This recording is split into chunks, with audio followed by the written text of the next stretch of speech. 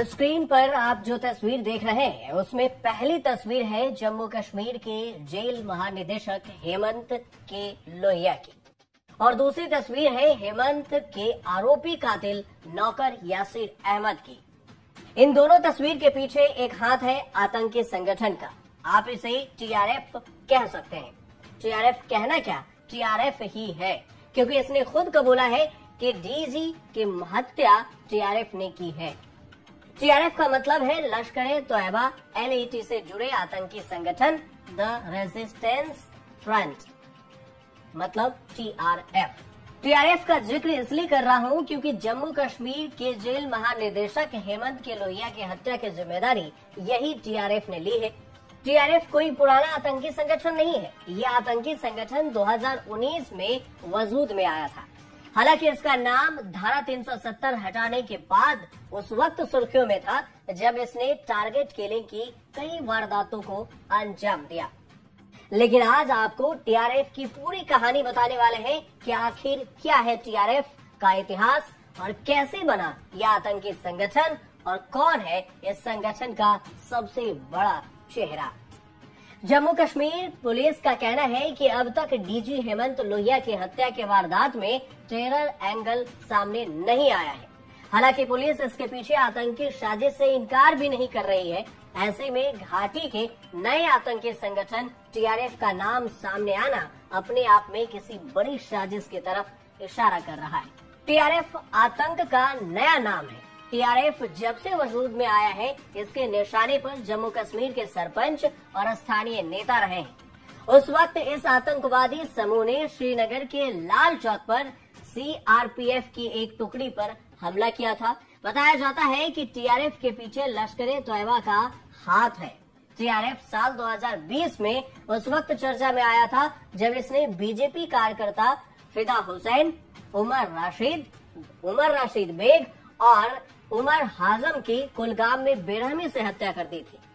भारतीय एजेंसियों के मुताबिक कश्मीर में अन्य बीजेपी नेताओं की हत्या के पीछे भी इसी संगठन का हाथ है। या हम ये कह सकते हैं कि घाटी में अब आतंक का दूसरा नाम बन गया है।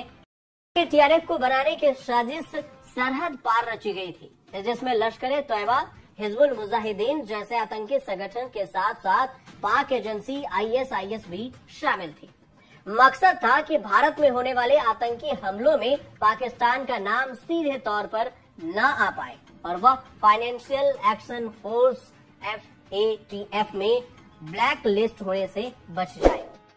पाकिस्तान भी लाख कोशिश करता रहा है कि उसका नाम आतंकी पालनहार के रूप में न आए और टीआरएफ भी अभी सीधे तौर पर सामने नहीं आना चाह रहा था। लेकिन 14 फरवरी 2019 में पुलवामा में बड़ा आतंकी हमला हुआ। इसी दौर में आतंकी संगठन लश्कर तोयबा ने पाकिस्तानी एजेंसी ISIS और दूसरे आतंकी समूह की मदद से एक नया संगठन बनाया जिसका नाम दिया गया रेजिस्टेंस फ्रंट यानी TRF। लेकिन हुआ यूं कि तब इसके बारे में किसी एजेंसी या कश्मीर के लोगों को जानकारी नहीं थी। मगर जब अगस्त 2019 में केंद्र सरकार ने कश्मीर से धारा 370 को खत्म किया तो इस संगठन के आतंकी अचानक से घाटी में एक्टिव हो गए और उन्होंने एक के बाद एक कई वारदातों को अंजाम दिया। उधर पाकिस्तान सोच रहा था कि इसमें उसका हाथ नहीं आएगा और बच जाएगा, लेकिन असल में ये वो दौर था जब पाकिस्तान का आतंकी चेहरा बेनकाब हो चुका था। उस पर पूरी दुनिया आतंकी संगठन पर नकेल कसने का दबाव बना रही थी। पाकिस्तान के आका समझ चुके थे कि अब आतंकवादी संगठनों के खिलाफ कुछ न कुछ तो करके दिखाना होगा।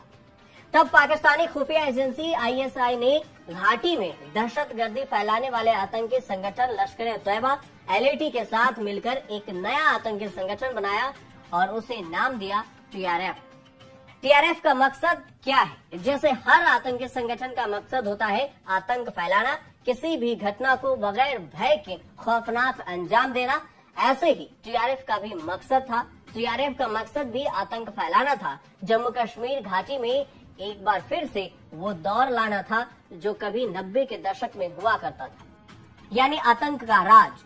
वो कश्मीर के कोने कोने में आतंकवाद को बढ़ावा देना चाहता था, लेकिन हमेशा उसे भारतीय एजेंसियों और सेना की तरफ से कड़ा जवाब मिलता रहा। सरहद पार से इस संगठन को जितनी चाहे मदद मिल जाए, लेकिन अब भारतीय सेना और एजेंसियां इसे सिर उठाने नहीं देती है।